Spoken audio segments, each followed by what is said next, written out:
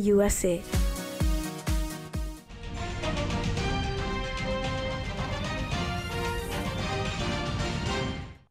Punjabi radio USA ਸੁਣ ਰਹੇ ਸਾਰੇ ਹੀ ਮਾਣਯੋਗ ਅਤੇ ਸਤਿਕਾਰਯੋਗ ਸਰੋਤਿਆਂ ਨੂੰ ਪੰਜਾਬੀ ਰੇਡੀਓ USA ਦੀ ਟੀਮ ਅਤੇ ਮੇਰੇ ਰਾਜਕਰਮਜੀਤ ਸਿੰਘ ਵੱਲੋਂ ਆਪ ਜੀ ਨੂੰ ਬਹੁਤ ਪਿਆਰ ਸਤਿਕਾਰ ਸਹਿਤ ਦੋਨੋਂ ਅੱਜ ਜੋੜ ਕੇ ਨਿੱਘੀ ਜਿਹੀ ਸਤਿ ਸ੍ਰੀ ਅਕਾਲ ਸਭ ਨੂੰ ਜੀਆਂ ਨੂੰ ਆਖਦੇ ਹਾਂ। ਸਰੋਤਿਓ ਪ੍ਰੋਗਰਾਮ ਦੇ ਵਿੱਚ ਆਪ ਸਭ ਦਾ ਸਵਾਗਤ ਹੈ। ਪ੍ਰੋਗਰਾਮ ਖਬਰ 'ਤੇ ਨਜ਼ਰ ਅਤੇ ਆਪਣੇ ਨਾਲ ਅੱਜ ਦੇ ਸਵੇਰ ਦੇ ਖਬਰ 'ਤੇ ਨਜ਼ਰ ਪ੍ਰੋਗਰਾਮ ਦੇ ਵਿੱਚ ਜੁੜ ਚੁੱਕੇ ਨੇ ਮਿੰਟੂ ਗੁਰਸਰੀਆ ਜੀ ਮਲੋਟ ਸਟੂਡੀਓਜ਼ ਤੋਂ। ਮਿੰਟੂ ਜੀ ਨਿੱਘੀ ਜੀ ਆਏ ਨੂੰ ਪਿਆਰ ਭਰੀ ਸਤਿ ਸ਼੍ਰੀ ਅਕਾਲ ਜੀ। ਸ਼ੁਕਰੀਆ ਜੀ ਰਾਜਕਰਮਜੀਤ ਜੀ, ਸਾਰਿਆਂ ਨੂੰ ਸਤਿ ਸ਼੍ਰੀ ਅਕਾਲ। ਸਾਡੇ ਅੱਜ ਦੇ ਪ੍ਰੋਗਰਾਮ ਖਬਰ 'ਤੇ ਨਜ਼ਰ ਉਸ ਨੂੰ ਸਪਾਂਸਰ ਕਰਦੇ ਨੇ ਖਾਲਸਾ ਇੰਸ਼ੋਰੈਂਸ ਏਜੰਸੀ ਵਾਲੇ, ਜਿਨ੍ਹਾਂ ਦੇ ਕੋਲੋਂ ਤੁਸੀਂ ਹਰ ਇੱਕ ਤਰੀਕੇ ਦੀ ਇੰਸ਼ੋਰੈਂਸ ਕਰਵਾ ਸਕਦੇ ਹੋ। ਇੰਸ਼ੋਰੈਂਸ ਬਾਰੇ ਪਤਾ ਕਰਨ ਲਈ ਕਾਲ ਕਰੋ ਨੰਬਰ 408 272 2500। ਇਸ ਦੇ ਨਾਲ ਕ੍ਰਿਸ਼ਨ ਧਨੋਤਾ ਜੀ ਯੂਬਾ ਸਿਟੀ ਤੋਂ, ਅਮਰਜੀਤ ਸਿੰਘ ਦੋਸਾਂਝ ਯੂਬਾ ਸਿਟੀ ਤੋਂ, ਸੁੱਚਾ ਸਿੰਘ ਜੀ ਫਰੈਜ਼ਨੋ ਤੋਂ, ਗੁਰਵਿੰਦਰ ਸਿੰਘ ਅਵਤਾਰ ਸਿੰਘ ਚਾਂਦੀ ਆਰਨੋ ਐਕਸਪ੍ਰੈਸ ਵਾਲੇ ਕੋਚੈਲਾ ਤੋਂ, ਜੱਸੀ ਗਿੱਲ ਪਲੰਬਿੰਗ ਵਾਲੇ ਬੇਕਰਸਫੀਲਡ ਤੋਂ, ਲਾਲੀ ਸਿੱਧੂ ਜੀ ਬੇਕਰਸਫੀਲਡ ਤੋਂ, ਗੁਰਪਾਲ ਸੋਹਲ ਜੀ ਕਲੋਵਿਸ ਤੋਂ ਅਤੇ ਪ੍ਰੀਤਮ ਸਿੰਘ ਤਲਵਿੰਦਰ ਸਿੰਘ ਗਿੱਲ ਬੇਕਰਸਫੀਲਡ ਤੋਂ। ਇਹਨਾਂ ਸਾਰਿਆਂ ਦਾ ਬਹੁਤ ਬਹੁਤ ਧੰਨਵਾਦ। ਜੇਕਰ ਤੁਸੀਂ ਜਾਂ ਕੋਈ ਹੋਰ ਕਾਰੋਬਾਰ ਇਸ ਪ੍ਰੋਗਰਾਮ ਨੂੰ ਸਪਾਂਸਰ ਕਰਨਾ ਚਾਹੁੰਦੇ ਹੋ, ਸੰਪਰਕ ਕਰੋ ਨੰਬਰ 408 722 7698 ਦੇ ਉੱਤੇ। ਮਿੰਟੂ ਜੀ, ਗੱਲਬਾਤ ਦਾ ਸਿਲਸਿਲਾ ਸ਼ੁਰੂ ਕਰਦੇ ਹਾਂ। ਰਾਜਸਥਾਨ ਦੇ ਵਿੱਚ ਇੱਕ ਵਾਰੀ ਫੇਰ ਟੁੱਟਿਆ ਗਊ ਰਾਖਿਆ ਦਾ ਕਹਿਰ। ਦੇਖੋ, ਇਹ ਦਹਿਸ਼ਤੀ ਟੋਲੇਬਾਜ਼ ਨਹੀਂ ਆਉਂਦੇ। ਇਹਨਾਂ ਨੇ ਜੋ ਕੰਮ ਫੜਿਆ ਉਹਦੇ ਵਿੱਚ ਇਹ ਕਿੰਨੇ ਨਿਰਭੈ ਨੇ, ਕਿੰਨੇ ਨਿਡਰ ਨੇ, ਤੁਸੀਂ ਆਪ ਅੰਦਾਜ਼ਾ ਲਾ ਲਓ ਕਿ ਰਾਜਸਥਾਨ ਦੇ ਵਿੱਚੋਂ ਕੁਛ ਦਿਨ ਪਹਿਲਾਂ ਪਹਿਲੂ ਖਾਨ ਦੀ ਮੌਤ ਵਾਲਾ ਕਿੱਡਾ ਵੱਡਾ ਕਾਂਡ ਨਿਕਲਿਆ। ਔਰ ਉਸ ਤੋਂ ਬਾਅਦ ਜਿਸ ਤਰੀਕੇ ਦਾ ਰਿਐਕਟ ਕੀਤਾ ਇਹਨਾਂ ਦੇ ਪਿੱਛੇ ਖੜੇ ਲੋਕਾਂ ਨੇ, ਚਾਹੇ ਉੱਥੋਂ ਦਾ ਉਹ ਗ੍ਰਹਿ ਮੰਤਰੀ ਹੋਵੇ ਗੁਲਾਬ ਚੰਦ ਖਟੇਰੀਆ, ਚਾਹੇ ਇੱਕ ਹੋਰ ਬੀਬੀ ਹੋਵੇ ਜਿਹਨੇ ਉਹਨਾਂ ਲੋਕਾਂ ਦੀ ਤੁਲਨਾ ਰਾਜਗੁਰੂ ਸੁਖਦੇਵ ਨਾਲ ਕਰ ਦਿੱਤੀ ਸੀ, ਜਿਨ੍ਹਾਂ ਨੇ ਇੱਕ ਬਜ਼ੁਰਗ ਨੂੰ ਕੁੱਟ-ਕੁੱਟ ਕੇ ਮਾਰ ਦਿੱਤਾ ਸੀ। ਤਾਂ ਉਹ ਤੋਂ ਪਤਾ ਲੱਗਿਆ ਸੀਗਾ ਕਿ ਇਹ ਠੀਕ ਆ, ਪੁਲਸੀਆ ਕਾਰਵਾਈ ਬੇਸ਼ੱਕ ਹੋ ਗਈ ਆ, ਪਰ ਇਹ ਜਿਹੜੇ ਦਹਿਸ਼ਤੀ ਟੋਲੇ ਆ ਇਹਨਾਂ ਦੀ ਵਹਿਸ਼ਤ ਰੁਕਣੀ ਨਹੀਂ। ਹੁਣ ਫਿਰ ਰਾਜਸਥਾਨ ਦੇ ਵਿੱਚ ਇੱਕ ਮਾਮਲਾ ਆ ਗਿਆ, ਪਰ ਇਸ ਤੋਂ ਪਹਿਲਾਂ ਇੱਕ ਹੋਰ ਵੀ ਮਾਮਲਾ ਆ ਜਿਹੜਾ ਮੀਡੀਆ ਦੇ ਵਿੱਚ ਬਹੁਤ ਘੱਟ ਲਿਆਂਦਾ ਗਿਆ। ਘੱਟ ਇਸ ਕਰਕੇ ਲਿਆਂਦਾ ਗਿਆ ਕਿਉਂਕਿ ਸਰਕਾਰ ਦੀ ਬੜੀ ਵੱਡੀ ਨਮੋਸ਼ੀ ਸੀ। ਆਂਧਰਾ ਪ੍ਰਦੇਸ਼ ਦੇ ਵਿੱਚ ਇੱਕ ਮਾਲ ਗੱਡੀ ਰਾਹੀਂ, ਯਾਨੀ ਸਰਕਾਰੀ ਢੰਗ ਦੇ ਨਾਲ ਗਾਵਾਂ ਲਿਜਾਈਆਂ ਜਾ ਰਹੀਆਂ ਸਨ ਤੇ ਪਲੇਟਫਾਰਮ ਤੇ ਪਹੁੰਚ ਕੇ ਗਊ ਰਾਖਿਆ ਨੇ ਵਿੱਚ ਰੇਲਵੇ ਅਧਿਕਾਰੀ ਕੁੱਟ ਕੱਤੇ, ਵਿੱਚ TTGT ਜੋ ਵੀ ਸਾਹਮਣੇ ਆਇਆ, ਵਿੱਚ ਜਿਹੜੇ ਉਹਨਾਂ ਨੂੰ ਲਿਜਾ ਰਹੇ ਸਨ ਅਧਿਕਾਰੀ ਉਹ ਵੀ ਫੈਂਟ ਕੱਤੇ, ਜਿਹੜੇ ਵਪਾਰੀ ਅਧਿਕਾਰੀ ਸਾਰੇ ਕੁੱਟ ਕੱਤੇ ਸਨ। ਬਹੁਤ ਘੱਟ ਮੀਡੀਆ ਚੈਨਲ ਜਾਂ ਮੀਡੀਆ ਦੇ ਅਖਬਾਰ ਆ ਉਹਨਾਂ ਨੇ ਇਸ ਖਬਰ ਨੂੰ ਕਵਰ ਕੀਤਾ ਕਿਉਂਕਿ ਉੱਥੇ ਸਰਕਾਰ ਦੀ ਡੰਡ ਲੈਂਦੀ ਸੀ ਕਿ ਇਹਨਾਂ ਦੇ ਬੰਦੇ ਹੁਣ ਇੰਨੇ ਜ਼ਿਆਦਾ ਹਫਸ਼ੇ ਪਏ ਆ।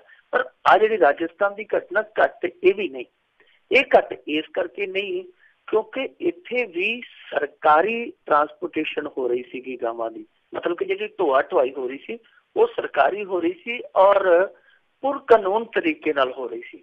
ਮਸਲਨ ਜਿਹੜੀਆਂ 30 ਗਾਵਾਂ 25 ਬੱਚੇ ਲਿਜਾਏ ਜਾ ਰਹੇ ਸਨ ਉਹ ਤਮਿਲਨਾਡੂ ਦੀ ਸਰਕਾਰ ਲਿਜਾ ਰਹੀ ਸੀ, ਰਾਜਸਥਾਨ ਦੇ ਵਿੱਚੋਂ ਖਰੀਦ ਕੇ, ਬਕਾਇਦਾ ਉਹਨਾਂ ਦੇ ਕੋਲ ਪਰਮਿਟ ਸਨ। ਸਾਰੇ ਜਿਹੜੇ 5 ਟਰੱਕ ਭਰੇ ਸੀਗੇ, ਬਕਾਇਦਾ ਪਰਮਿਟ, ਹਰੇਕ ਤਰ੍ਹਾਂ ਦੀ ਲਿਖਤ ਪੜਤ, ਔਰ ਉਹ ਵੀ ਸਰਕਾਰੀ, ਕਿਉਂਕਿ ਕੇਂਦਰ ਦੀ ਇੱਕ ਯੋਜਨਾ ਹੈ ਕਿ ਜਿਹੜੀਆਂ ਇੱਥੇ ਦੂਸਰੀਆਂ ਵਿਦੇਸ਼ੀ ਬਰੀਡਸ ਨੇ ਉਹਨਾਂ ਦੇ ਮੁਕਾਬਲੇ ਦੇਸੀ ਬਰੀਡ ਹੈ, ਜਿਹੜੀ ਦੇਸੀ ਗਾਂ ਆ, ਉਹਦੀ ਤਾਦਾਦ ਦੇ ਵਿੱਚ ਇਜ਼ਾਫਾ ਕੀਤਾ ਜਾਵੇ। ਸੋ ਇੱਕ ਕੇਂਦਰੀ ਸਕੀਮ ਹੈ। ਉਸ ਕੇਂਦਰੀ ਸਕੀਮ ਤਹਿਤ ਕੁਝ ਸਰਕਾਰਾਂ ਜਿਹੜੀਆਂ ਉਹ ਇੱਕ ਦੂਜੇ ਤੋਂ ਖਰੀਦੋ ਫਰੋਖਤ ਕਰਦੀਆਂ ਪਈਆਂ। ਉਸ ਸਕੀਮ ਤਹਿਤ ਇਹ 30 ਗਾਵਾਂ 25 ਬੱਚੇ ਜਿਹੜੇ ਉਹ ਲਿਆਂਦੇ ਜਾ ਰਹੇ ਸਨ। 5 ਟਰੱਕ ਸੀਗੇ, ਰਸਤੇ ਦੇ ਵਿੱਚ ਬਾੜਮੇਰ ਦੇ ਕੋਲ, ਜੈਸਲਮੇਰ ਦੇ ਕੋਲ ਰੋਕ ਲਏ ਗਏ ਜਦੋਂ, ਤੇ ਉਹ ਕੁੱਟਮਾਰ ਤੇ ਉਤਾਰੂ ਹੋ ਕੇ ਜਿਹੜੇ ਅਧਿਕਾਰੀ ਸੀ ਉਹ ਰੋਂਦੇ ਰਹੇ, ਕਰਲਾਉਂਦੇ ਰਹੇ ਕਿ ਅਸੀਂ ਤੇ ਪਸ਼ੂ ਪਾਲਣ ਵਿਭਾਗ ਤੇ ਅਧਿਕਾਰੀ ਆ, ਸਰਕਾਰੀ ਮੁਲਾਜ਼ਮ, ਸਾਨੂੰ ਕਿਉਂ ਕੁੱਟਣ ਡਏ ਜੇ। ਉਹ ਕਹਿੰਦੇ ਭਾਵੇਂ ਸਰਕਾਰੀ ਹੋਵੇ ਭਾਵੇਂ ਤੁਸੀਂ ਪ੍ਰਾਈਵੇਟ ਹੋਵੋ, ਸਾਡਾ ਤਾਂ ਕੰਮ ਹੀ ਇਹ ਆ।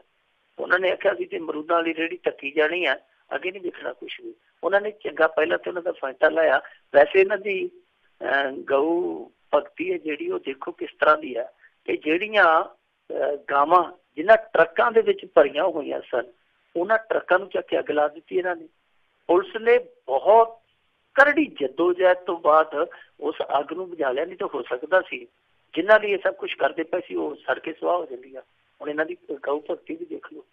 ਇਹ ਇਸ ਤਰ੍ਹਾਂ ਦੀ ਜਿਹੜੀ ਘਟਨਾ ਵਾਪਰੀ ਹੈ ਇਹਨੇ ਲੋਕਾਂ ਦੇ ਕੰਨ ਖੋਲ ਦਿੱਤੇ ਆ ਕਿ ਸਰਕਾਰ ਜਿਹੜੀ ਗਾਵਾਂ ਢੂੰਦੀ ਪਈ ਆ ਉਹ ਸਰਕਾਰ ਘੇਰੀ ਜਾਂਦੀ ਆ।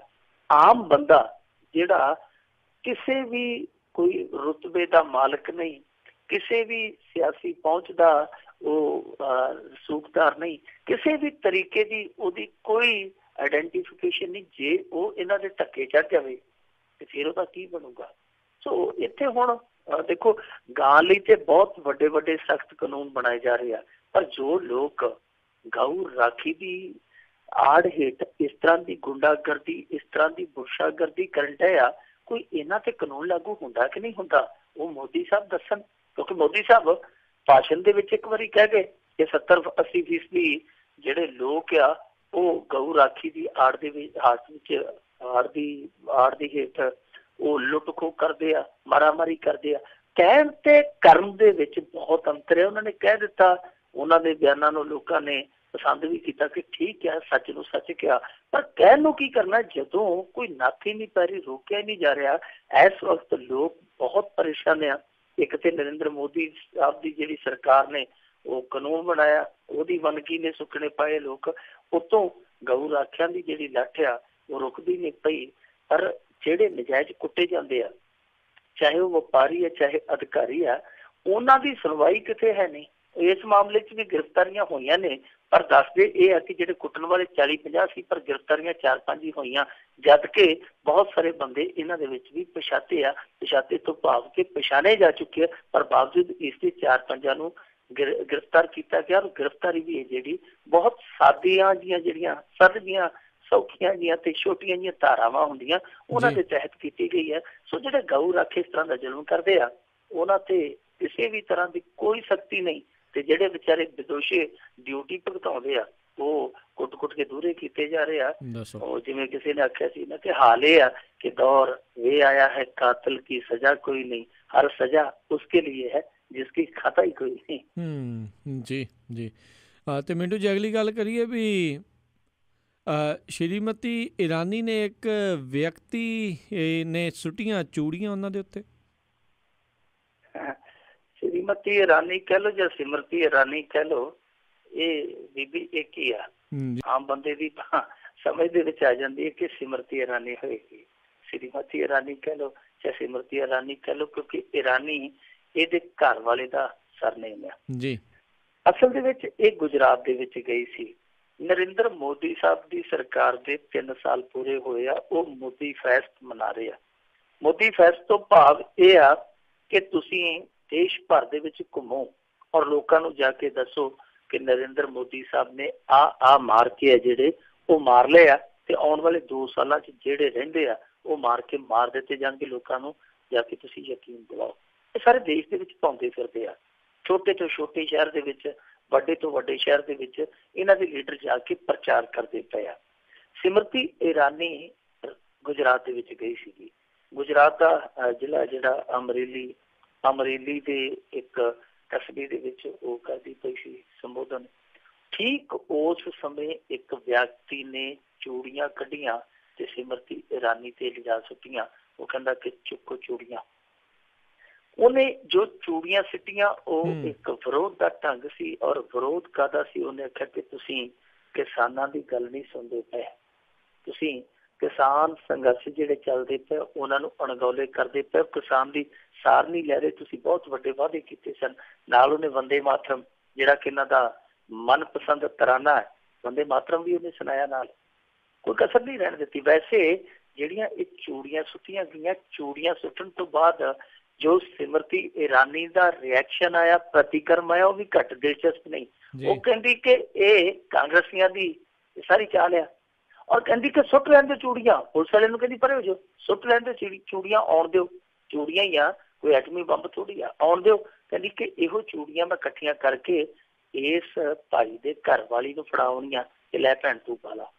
ਸਿਮਰਤੀ ਇਰਾਨੀ ਨੇ ਬਹੁਤ ਜਿਵੇਂ ਕਹਿ ਲਈਏ ਨਾ ਕਿ ਇੱਕ ਜਿੱਦਾਂ ਢੀਠ ਜਿਹਾ ਹੋ ਕੇ ਬੰਦਾ ਇਸ ਤਰ੍ਹਾਂ ਦਾ ਅੱਗੋਂ ਜਵਾਬ ਦਿੱਤਾ ਕਿ ਕੋਈ ਵੀ ਬੰਦਾ ਜਿਹੜਾ ਉੱਥੇ ਸੁਣ ਰਿਹਾ ਸੀਗਾ, ਕੋਈ ਵੀ ਬੰਦਾ ਜਿਹੜਾ ਸੀਗਾ ਉਹ ਹਾਸੇ ਬਿਨਾਂ ਨਾ ਰਿਹਾ ਕਿ ਸਿਮਰਤੀ ਇਰਾਨੀ ਕੀ ਕਹਿ ਰਹੀ ਹੈ। ਕਿ ਕਾਂਗਰਸ ਦਾ ਬੰਦਾ, ਉਹ ਕਿਸਾਨ ਦਾ ਕਹਿੰਦਾ ਕਿ ਮੈਂ ਕਿਸਾਨ ਦਾ ਦਰਦ ਲੈ ਕੇ ਆਇਆ। ਉਹ ਕਹਿੰਦੀ ਕਿ ਨਹੀਂ ਜੀ, ਇਹ ਕਾਂਗਰਸ ਦਾ ਭੇਜਿਆ ਬੰਦਾ, ਉਹਨੇ ਚੂੜੀਆਂ ਸੁੱਟੀਆਂ ਤੇ ਚੂੜੀਆਂ ਵਾਲੀ ਗੱਲ ਯਾਦ ਕਰਨ ਦੀ ਥਾਂ ਤੇ ਬੀਬੀ ਸਿਮਰਤੀ ਇਰਾਨੀ ਕਹਿੰਦੀ ਆ ਇਹ ਸਾਰੀਆਂ ਚੂੜੀਆਂ ਇਕੱਠੀਆਂ ਕਰਕੇ ਇਹਦੇ ਘਰੇ ਫੜਾ ਕੇ ਆਉਂ, ਕਿਉਂਕਿ ਚੂੜੀਆਂ ਜਿਹੜੀਆਂ ਸੀਗੀਆਂ ਇਹ ਸਭ ਤੋਂ ਪਹਿਲਾਂ ਸਿਆਸਤ ਦੇ ਵਿੱਚ ਲਿਆਂਦੀਆਂ ਸੀ ਬੀਬੀ ਸਿਮਰਤੀ ਇਰਾਨੀ ਨੇ। ਜਦੋਂ ਇਹ ਆਪੋਜੀਸ਼ਨ ਵਿੱਚ ਸਨ ਤੇ ਜਦੋਂ ਮਨਮੋਹਨ ਸਿੰਘ ਸਰਕਾਰ ਵੇਲੇ ਇੱਕ ਦੋ ਕਾਂਡ ਇਹੋ ਜਿਹੇ ਹੋ ਗਏ ਜਿਨ੍ਹਾਂ ਦੇ ਵਿੱਚ 2-3 ਸਿਪਾਹੀਆਂ ਦੇ ਸਿਰ ਵੱਢ ਕੇ ਲੈ ਗਏ ਸਨ ਪਾਕਿਸਤਾਨੀ, ਜਿਵੇਂ ਇਸ ਰਾਜ ਦੇ ਵਿੱਚ ਵੀ ਹੋਇਆ। ਉਸ ਰਾਜ ਦੇ ਵਿੱਚ ਜਦੋਂ ਹੋਇਆ 2012 ਦੇ ਵਿੱਚ, ਤੇ ਸਿਮਰਤੀ ਇਰਾਨੀ ਨੇ ਆਖਿਆ ਸੀਗਾ ਕਿ ਆਹ ਜਿਹੜੀਆਂ ਚੂੜੀਆਂ ਪਾਈਆਂ ਮੈਨੂੰ ਲੱਗਦਾ ਤੇ ਐਵੇਂ ਮੈਂ ਸਜਾਵਟ ਲਈ ਪਾਈ ਫਿਰਦੀ ਹਾਂ, ਅਸਲੀ ਚੂੜੀਆਂ ਦੀ ਹੱਕਦਾਰ ਤੇ ਮਨਮੋਹਨ ਸਿੰਘ ਸਰਕਾਰ ਹੈ, ਮੇਰਾ ਜੀ ਕਰਦਾ ਚੂੜੀਆਂ ਲਾ ਕੇ ਉਹਨਾਂ ਨੂੰ ਫੜਾਵਾਂ ਕਿ ਪਾ ਲਓ। ਸੋ ਉਹ ਹੁਣ ਚੂੜੀਆਂ ਵਾਲਾ ਵਾਕਿਆ ਯਾਦ ਆ ਗਿਆ, ਪਰ ਉਦੋਂ ਚੂੜੀਆਂ ਸੀ ਰਾਜ ਕਰਨਵੀਰ ਸਿੰਘ ਜੀ, ਹੁਣ ਮਜਬੂਰੀਆਂ, ਹੁਣ ਨਹੀਂ ਕਹਿ ਸਕਦੇ ਕਿਉਂਕਿ ਹੁਣ ਸਰਕਾਰ ਇਹਨਾਂ ਦੀ ਆਪਣੀ ਹੈ। ਸੋ ਸਿਮਰਤੀ ਇਰਾਨੀ ਦਾ ਜਿਸ ਤਰੀਕੇ ਦਾ ਉੱਥੇ ਵਿਰੋਧ ਹੋਇਆ ਉਹ ਗੱਲ ਨੋਟ ਕਰਨ ਵਾਲੀ ਹੈ, ਕਿਉਂਕਿ ਇਸ ਤੋਂ ਪਹਿਲਾਂ ਅਮਿਤ ਸ਼ਾਹ ਦੀ ਇੱਕ ਰੈਲੀ ਦੇ ਵਿੱਚ ਇਸ ਤਰ੍ਹਾਂ ਦੀ ਭੰਨਤੋੜ ਹੋ ਚੁੱਕੀ ਹੈ ਕਿ ਉਹ ਰੈਲੀ ਜਿਹੜੀ ਹੈ ਇਹਨਾਂ ਨੂੰ ਰੋਕਣੀ ਪਈ ਸੀ। ਇੱਕ ਸਮਾਗਮ ਸੀ, ਵੈਸੇ ਰੈਲੀ ਨਹੀਂ ਕਹਿ ਸਕਦੇ, ਹੈ ਰੈਲੀ ਸੀ ਪਰ ਨਾ ਸਮਾਗਮ ਦਾ ਸੀ, ਉਹ ਸਮਾਗਮ ਇਹਨਾਂ ਨੂੰ ਰੱਦ ਕਰਨਾ ਪਿਆ ਸੀਗਾ। ਗੁਜਰਾਤ ਦੇ ਵਿੱਚੋਂ ਜਿਸ ਤਰੀਕੇ ਦੇ ਵਿਰੋਧ ਆ ਰਹੇ, ਕਿਉਂਕਿ ਨਰਿੰਦਰ ਮੋਦੀ ਦੀ ਉੱਥੇ ਬੜੀ ਜ਼ਬਰਦਸਤ ਪਕੜ ਰਹੀ ਹੈ, ਉਹਦੇ ਵਿੱਚੋਂ ਜਿਸ ਤਰੀਕੇ ਦੇ ਵਿਰੋਧ ਸਾਹਮਣੇ ਆ ਰਹੇ ਆ, ਚਾਹੇ ਪਾਟੀਦਾਰਾਂ ਦਾ ਵਿਰੋਧ, ਚਾਹੇ ਦਲਿਤਾਂ ਦਾ ਵਿਰੋਧ, ਮੁਸਲਮਾਨਾਂ ਦਾ ਵਿਰੋਧ ਤੇ ਲੰਮੇ ਸਮੇਂ ਤੋਂ ਚੱਲਦਾ ਹੀ ਆ ਰਿਹਾ। ਇਸ ਤਰ੍ਹਾਂ ਲੱਗਦਾ ਰਾਜ ਕਰਨਵੀਰ ਸਿੰਘ ਜੀ ਐਤਕੀ ਦੀ ਡਗਰ ਹੈ ਜਿਹੜੀ ਗੁਜਰਾਤ ਦੇ ਵਿੱਚ ਇਹਨਾਂ ਦੀ ਔਖੀ ਹੋਣ ਜਾ ਰਹੀ ਹੈ। ਤੇ ਜੇ ਗੁਜਰਾਤ ਦੇ ਵਿੱਚ ਝਟਕਾ ਲੱਗ ਗਿਆ, ਜਿੰਨੀ ਨਰਿੰਦਰ ਮੋਦੀ ਤੇ ਅਮਿਤ ਸ਼ਾਹ ਨੇ ਖੱਟੀ ਆ, ਸਾਰੀ ਖੂਹ 'ਚ ਜਾ ਪੈਣੀ ਹੈ ਜੀ। ਬਾਕੀ ਮਿੰਟੂ ਜੀ ਝਟਕੇ ਦੇ ਜਿਹੜੇ ਆਸ ਕਈ ਵਾਰੀ ਜਿਹੜੀਆਂ ਵਿਰੋਧੀ ਪਾਰਟੀਆਂ ਲਾ ਬੈਠੀਆਂ, ਪਰ ਲੱਗਦਾ ਨਹੀਂ, ਪਤਾ ਨਹੀਂ ਕਿਹੜੀ ਇਹਨਾਂ ਦੇ ਕੋਲੋਂ ਕੋਈ ਜਾਦੂਈ ਚੀਜ਼ਾਂ ਜਿਹੜੀਆਂ ਪਈਆਂ ਨੇ। ਅਗਲੀ ਮਿੰਟੂ ਜੀ ਗੱਲ ਕਰੀਏ ਵੀ ਮੋਦੀ ਸਰਕਾਰ ਦੇ ਸਕਿੱਲ ਇੰਡੀਆ ਨੇ ਗਰੀਬ ਰਿਕਸ਼ਾ ਚਾਲਕਾਂ ਨੂੰ ਠੱਗਿਆ। ਸਕਿਲਡ ਕਰਦੇ ਪਏ ਆ ਨਾ ਲੋਕਾਂ ਨੂੰ ਕਿ ਇਸ ਤਰ੍ਹਾਂ ਜੇ ਠੱਗਿਆ ਜਾਵੇ ਤੇ ਆਉਣ ਵਾਲੇ ਦਿਨਾਂ 'ਚ ਸਕਿਲਡ ਹੋ ਜਾਣ ਲੋਕ ਕਿ ਜੇ ਕੋਈ ਬਾਹਰ ਅੰਦਰ ਜਾਂਦਾ ਜੋ ਠੱਗਿਆ ਨਾ ਜਾਵੇ। ਮਤਲਬ ਕੋਈ ਬਾਹਰ ਚਲੇ ਜਾਂਦਾ ਵਿਦੇਸ਼ਾਂ ਦੇ ਵਿੱਚ, ਫਿਰ ਉਹਨੂੰ ਆਸਾਨੀ ਹੋਏਗੀ ਕਿ ਉਧਰਲੇ ਸਿਸਟਮ 'ਚ ਕਿੱਦਾਂ ਰਹਿਣਾ। ਵੈਸੇ ਇੰਨੀ ਲੁੱਟ ਖੋਹ ਉਧਰ ਨਹੀਂ ਹੋਏਗੀ ਜਿੰਨੀ ਇੱਥੇ ਆ ਕਿ ਸਕਿਲਡ ਕਰਨ ਦੇ ਨਾਮ ਤੇ ਵੀ ਅਗਲੇ ਨੂੰ ਝਟਕਾ ਦੇ ਦਿੱਤਾ ਜਾਂਦਾ। ਪੂਰਾ ਝਟਕਾ ਕਾਹਦਾ, ਝਟਕਾ ਹੀ ਦਿੱਤਾ ਜਾਂਦਾ। ਅਸਲ ਦੇ ਵਿੱਚ ਹੋਇਆ ਕਿ ਇਹਨਾਂ ਨੇ ਕੁਛ ਈ ਰਿਕਸ਼ਾ ਵਾਲੇ ਸੀਗੇ ਜਿਹੜੇ ਉਹ ਟ੍ਰੇਨ ਕਰਨੇ ਸਨ, ਮਤਲਬ ਕਿ ਸਕਿਲਡ ਕਰਨੇ ਸਨ, ਉਹਨਾਂ ਨੂੰ ਟ੍ਰੇਨਿੰਗ ਦਾ ਹਿੱਸੇਦਾਰ ਬਣਾਇਆ ਗਿਆ। ਲਗਭਗ ਇਹ 50 ਈ ਰਿਕਸ਼ਾ ਚਾਲਕ ਸਨ ਜਿਨ੍ਹਾਂ ਨੂੰ ਇਲੈਕਟ੍ਰੋਨਿਕ ਰਿਕਸ਼ਾ ਚਾਲਕ ਕਹਿੰਦੇ ਹਨ। ਇਹ ਰਿਕਸ਼ੇ ਅੱਜ ਕੱਲ੍ਹ ਬਹੁਤ ਨੇ ਇੰਡੀਆ ਦੇ ਵਿੱਚ, ਇਲੈਕਟ੍ਰੋਨਿਕ ਰਿਕਸ਼ੇ। ਇਹ ਜਿਹੜੇ 50 ਜਣੇ ਸਨ, ਟ੍ਰੇਨਿੰਗ ਲੈਣੀ ਸੀ, ਟ੍ਰੇਨਿੰਗ ਤੋਂ ਬਾਅਦ ਇਹਨਾਂ ਨੂੰ ਸਰਟੀਫਿਕੇਟ ਮਿਲਣਾ ਸੀ, ਯਾਨੀ ਸਕਿਲਡ ਹੋ ਗਏ।